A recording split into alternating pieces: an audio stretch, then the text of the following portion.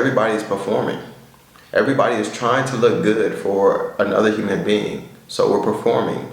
And so I'm done with the performance actually. I'm done performing, and I'm done being a certain type of way so that others will approve of me or validate me.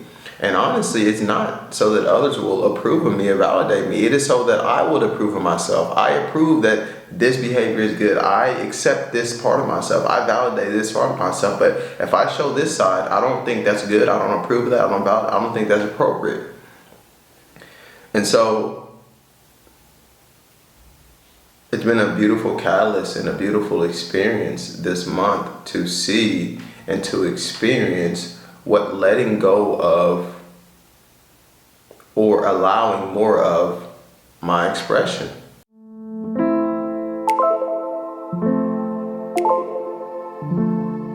You know, you gotta get your voice right. You gotta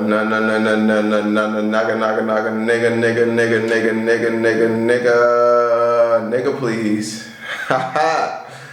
So what's really cool is that this month of August has been very powerful for me, and it seems like it's been short and long at the same time, so it's kind of confusing. But this month I turned 27 on the August the 14th, so that's really cool. Yulita made that for me. And this month has really been about allowing more of my expression. And so yesterday I talked about really noticing that since I've been creating content online and posting it on social media, that to some degree I've limited my expression. And I've limited my expression to only the good feelings and the good emotions. And this kind of stemmed from, my childhood, where my family was kind of dysfunctional. A lot of people were angry, a lot of people were resentful, and I never wanted to be like that. I never wanted to be a angry person or a mean person. And so, I would always hold that part of myself back. And I don't mean hold the mean, angry part of myself back, but I didn't allow myself to experience my anger sometimes, my annoyance, my dissatisfaction, because I didn't want to come off like that. I didn't want to come off rude. And so it was a suppression of a certain aspect of myself. It's suppression of this.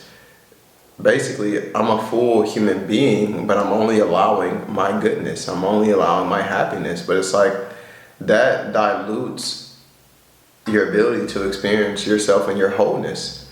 And what it unconsciously says is that this part of me is inappropriate, or this part of me is not enough. If I'm mean, if I'm angry, if I'm rude, if I'm dissatisfied, that's not enough.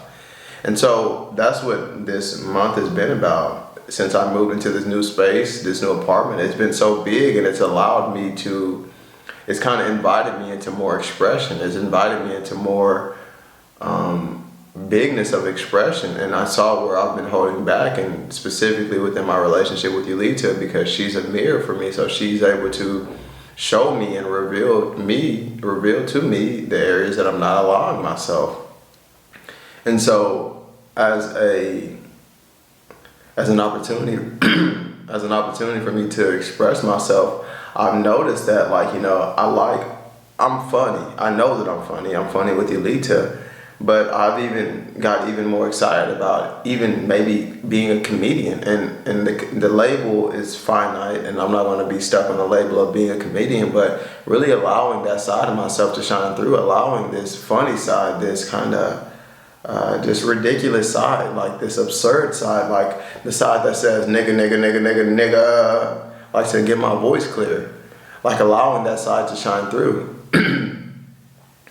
And I'm creating these videos and as an opportunity for me to not perform. I don't know if I said this yesterday, but I noticed that yet again, since I've just been creating content and posting it on content, there's kind of been a performance. There's me needing to be a certain type of way. That's a performance. I need to be a certain type of way. I need to feel good. I need to be happy.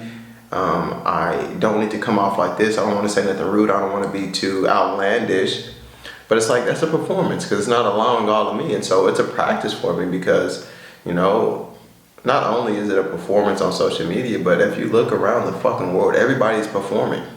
Everybody is trying to look good for another human being. So we're performing.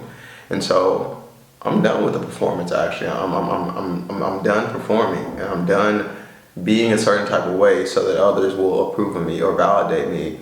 And honestly, it's not so that others will approve of me or validate me. It is so that I will approve of myself. I approve that this behavior is good. I accept this part of myself. I validate this part of myself. But if I show this side, I don't think that's good. I don't approve of that. I don't think that's appropriate. And so it's been a beautiful catalyst and a beautiful experience this month to see and to experience what letting go of or allowing more of my expression. Allowing myself to experience a full spectrum of my humanness and knowing that it's all valid, that it's all good. I can allow it all. And I can allow it all because of what I am.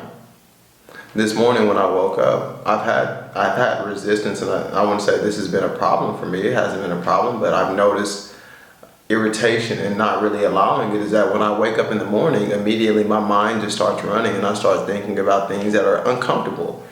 And there's a tendency to run from this. There's a tendency to try to cope with this. So as soon as I get up, I need to hurry up and wake up and start doing something so I don't have to be with my thoughts. I don't have to experience these uncomfortable thoughts. I need to distract myself from my thinking.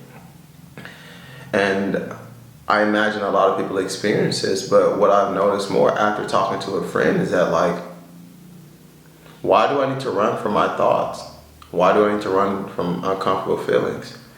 And the only reason that you would need to run from that is if you're forgetting what you are. If you believe that thoughts can hurt you, if you believe that feelings can hurt you, if you really believe that these things can really affect you.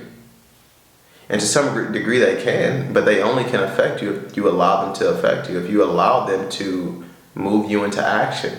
So by not wanting my thoughts to affect me, they were really affecting me. By not wanting to be with my thoughts, I was actually taking action from fear because I was afraid, and they were affecting me. What happened this morning, though, is that I noticed the uncomfortable thoughts while I was laying in the bed, and instead of running and doing something to not face that, I asked myself, what do you think you are? What are you believing that you are? Because if I believe that I am victim to my thoughts and my feelings, and that makes sense that I would run and go do something. But if I know that what I am is more grand, what I am is more spacious, what I am is God, I would never be afraid of my thoughts. I would never be afraid of feelings that arise. I would never be afraid of emotions that arise.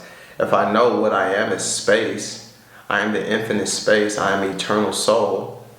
If I know that, if I know what I am, I would never be afraid of thoughts and feelings. I would be afraid of it. I would not be afraid of anything. I would be immovable. I would not be moved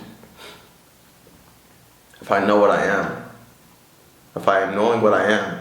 So when I asked myself this morning, what are you believing? What do you think that you are in this moment?